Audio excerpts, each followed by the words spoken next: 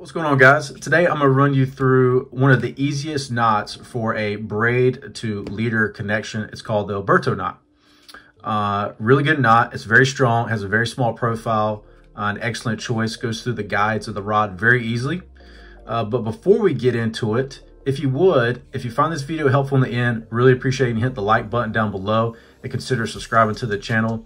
But before we tie the knot, I just want to explain why would one tie braid to leader material, whether it be monofilament, as we have in this case, or fluorocarbon, as I have right here. And if you're just looking for the knot, you can go ahead and skip over in the video. You can see the timeline down below, and that'll let you know where the start of the knot begins. But the reason we do braid is because, or braid to a leader connection, is simply for fishability. And the many reasons and characteristics of braid and mono and fluoro really lends itself to better fishing. Now, braid is exceptionally strong and has a thin diameter. All right, right here, I've got 10-pound braid with a 20-pound leader, and that's what I use for most of my inshore stuff. Now, a 10-pound braid is pretty much the equivalent of 2-pound mono or fluorocarbon. And if you really want to know the difference between braid, 80-pound braid is the equivalent of 20-pound mono, as you see here. So you get a very thin diameter, but you get the strength of braided line. Now, the only thing with braided line is that it has no stretch, and it's less resistant to abrasion compared to mono or fluorocarbon. And so the reason you spool braid to any kind of reel would be for the amount of braid you can fit on it. You can spool a higher capacity of line compared to your mono or fluorocarbon. And then the castability, because the line's thinner, it cuts through the air a lot better. So you can actually reach out farther with any kind of lure or bait you may be casting. So if you're first fishing in the surf or on the pier or inshore, you can make longer casts compared to its other brothers, mono or fluorocarbon. Now, the reason we use a leader line attached to that braided line is because since there's no stretch in this line, and it's also not as good with any kind of structure compared to mono or fluoro, this really helps when you have it attached, okay? Mono is very strong. It's abrasion resistant, and it has a good bit of stretch to it. And stretch can help whenever you're trying to feel sensitivity or going for a hook set. It gives a lot more forgiveness. And then if you want superior clarity, in other words, mono is less visible in the water than braid, but fluorocarbon is almost nearly invisible in the water compared to mono or braided line. So depending on the fishing conditions, either one of these will work just fine. But I think the most important thing is that you have a leader connected to your braided line. That's just going to allow you to cast further with the braid while also getting the abrasion resistance of a mono line, and also the fish being less receptive to seeing the line, and you get a better presentation in the water, which can mean more bites over the day of fishing. And we all know that is much better.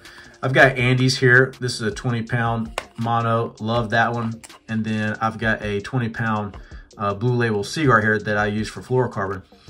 This setup with 10-pound braid or 15-pound braid works really well for any kind of inshore fishing for me. But most of the time, if I need to go surf fishing or on the pier, then I'm going to bump it up to probably a 30-pound test with anywhere from a 20 to a 50-pound leader line, just depending on what kind of species I'm targeting. But that is the deal with braided line. And so we're going to get into the knot here. This is a really strong knot. Love the Alberto knot. Once you get the hang of it, very simple, very easy to perform, and you can do it relatively fast. With the Alberto knot, first step is we're going to take our leader line and we're going to fold it over, creating a loop, as you see there. So your tag ends go in the same direction as your main leader. And then we're going to take our braided line and we're going to run it through the loop. I like to pinch that between both those fingers on the loop. Come here, like that, okay? And then I'm gonna pull 8 to 10 inches of leader line out. That's gonna give me my working material. And then I'm just gonna flip it over to my other hand.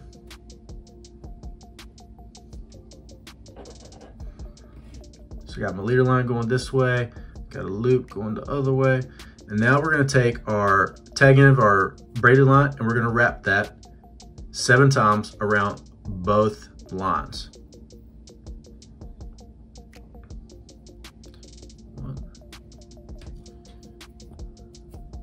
2, 3, 4,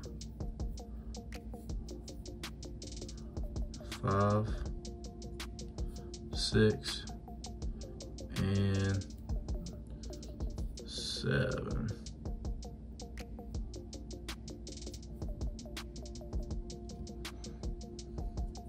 All right, that was a little messy, but that'll do it. You can pinch down here on the other end and you can see we've got these coals from where we've wrapped. All right, and now since we went 7 times this way, we're gonna go 7 times back the other way towards our loop with our tag end of our braid, and we're gonna try to put this tag end in between each of these loops so that they're evenly crossing, and that's gonna create a nice tight knot and it should cinch really smooth. So go right back in between those coals.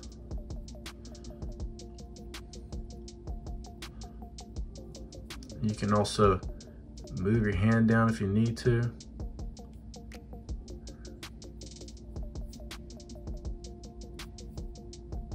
All right, guys, I'm going pretty slow here just so you can see what I'm doing, but just know once you get the hang of this, it goes pretty fast. All right, back through that guy.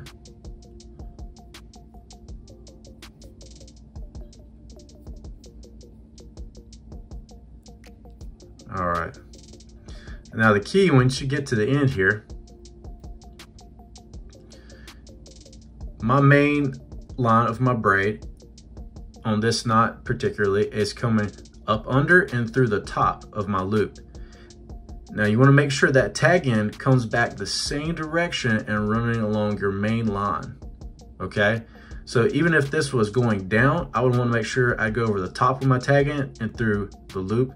But since my main line is coming from underneath and over the top, I'm gonna take my tag end, we're gonna come underneath here, through the top, and through the same direction of my main line. So now you can see both these are going the same direction. And now we're just gonna grab both ends here and we're gonna pull these together. I'm gonna wet this, should help it cinch down.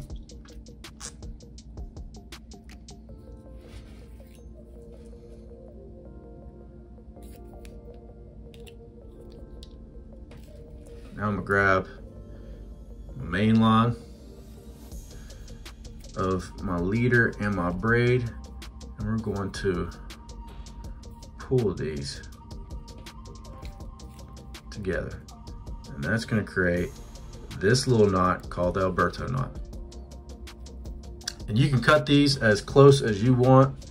Get them in there real tight. That'll work real nice. So it's a very clean, very small knot.